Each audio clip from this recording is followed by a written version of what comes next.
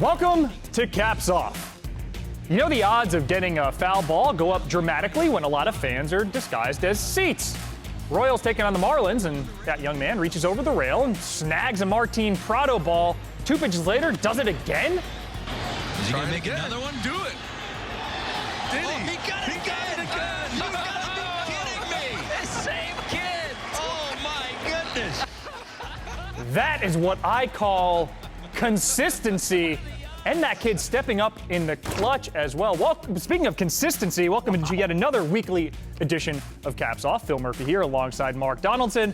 That's a fun video. We have a lot of highlights and happy moments in the baseball world, Mark, but we're going to start with news of the other sort. We are. Before we get to Christian Yelich, who sadly has been ruled out for the rest of the season, I've been to more than 1,000, maybe more than 1,200 football games in my life. I've caught the ball once. Twice in the space of what, half an hour? Unbelievable. Now, Christian Yelich.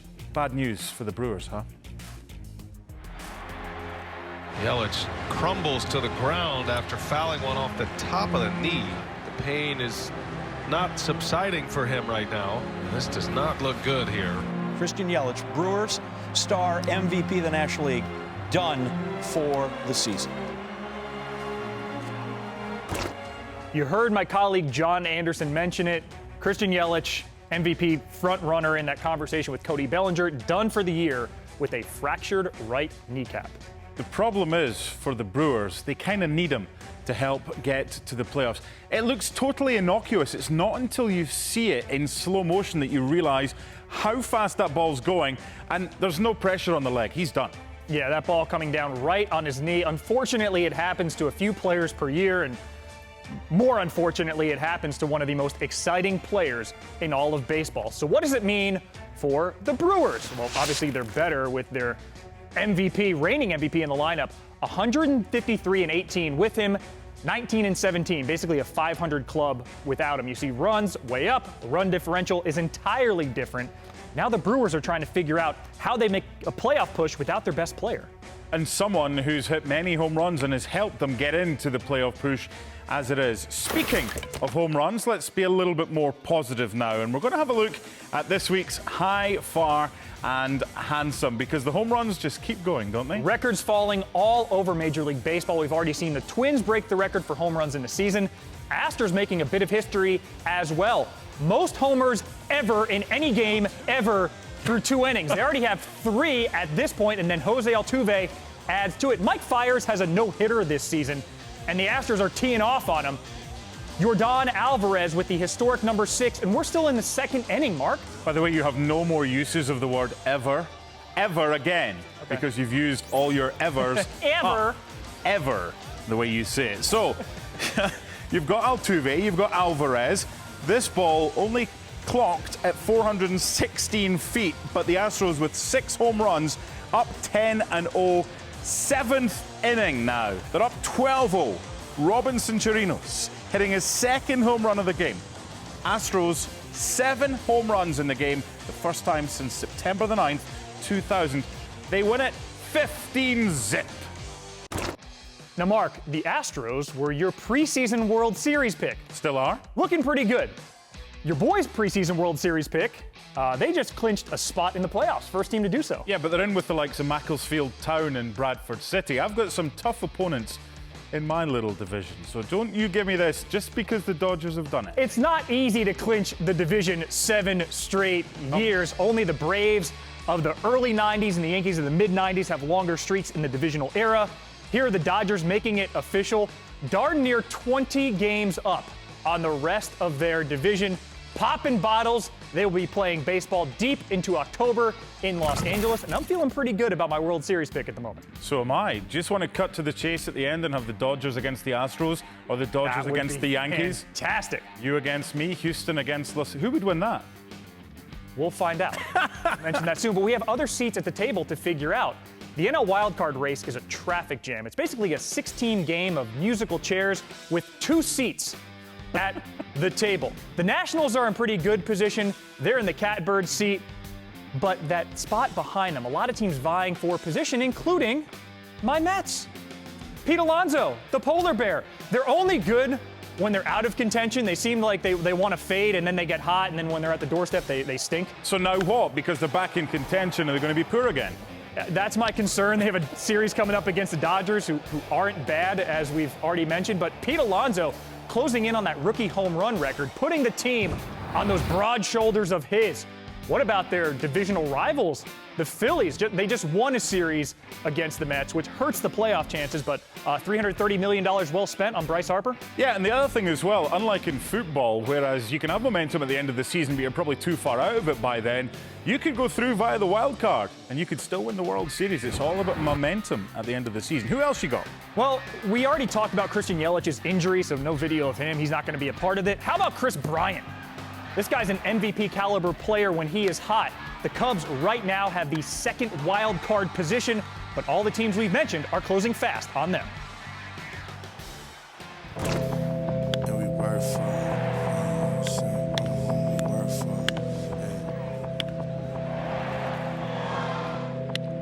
Wonder how we made it to the top, but we worked for it. Ain't nobody give us nothing, so we worked for it. Dirty cause we got it out the mud, yeah, we worked for it. Never let you take it from us, cause we worked for it, worked for it.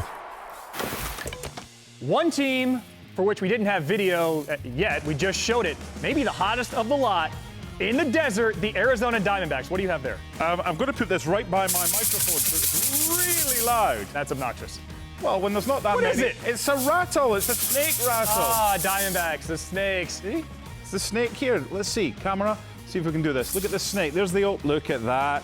Zoom right in. D-backs on the back. You've got the old school logo. Like that. Yeah, they have the fun colors. This is a team that only came to being in the early 90s. Already Sorry, have a World can't Series hear to their you. name. Can't hear you. In 2001, they won the World Series, looking to do it again. Getting hot at the right time in the hottest part of the United States in Phoenix. These guys hit well. We thought they were going to fade once they traded away Zach Greinke, but that hasn't been the case. They've done all right, haven't they? I spent a lot of time there in spring training. They couldn't have been more hospitable. They weren't sure what was going to happen the season ahead. They lost a couple of key players, but they've picked up pretty nicely. Go, D-backs! And you might have noticed, we've sampled a lot of food around baseball. I've sampled a lot of food around baseball. Gonna eat this. There's only one for which I had to buy the t-shirt. Oh, man. This is a churro dog. Favorite thing I sampled all season. Well, I know you're on an ISO camera, but Get out of here. not with that. Step up to the dish. What can you eat at Chase Field? There's really only one option. It is the churro dog. So if you're ever taking a game in at Chase Field, home of the Arizona Diamondbacks, game time temperatures in the summer can get towards 45 degrees Celsius. That's not an exaggeration. So what better way to take in a 3.5 hour long piping hot baseball game than a churro dog? We have a churro covered in cinnamon and sugar stuffed inside of a Long John donut. You have vanilla yogurt in there with whipped cream, caramel, and chocolate sauce. This is a beauty. But what you need to do first, bite down the ice cream. And again, if you head to Chase Field, sections 114, 123, 315 for this beaut.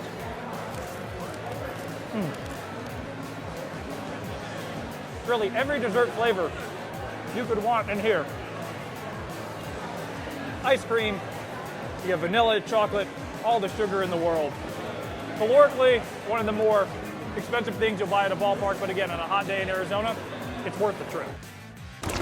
I'll be honest, most weeks I'm like, okay, you can have that. This week, I wanted that so bad. I'm not using hyperbole or exaggerating. That was the best ballpark item I sampled, but again, had to have been, what, 200 grams of sugar? It's even got its own t-shirt. It deserves its own t-shirt. The churro dog. This is quite a thing. This is what a thing. Best video we have of the week.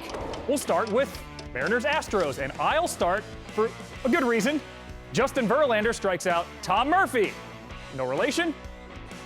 Murphy loses his bat completely. Misses ball, throws bat. That's not how you want to do it. So basically Murphy was rubbish there. Yeah. How's your boy Donaldson doing, Mark? Funny you say that. Because here, look at this home run. No, ground out. Okay, Josh Donaldson grounds out to short. Freddie Freeman out at second. Freddie. You got to see this again, though. What's going on here?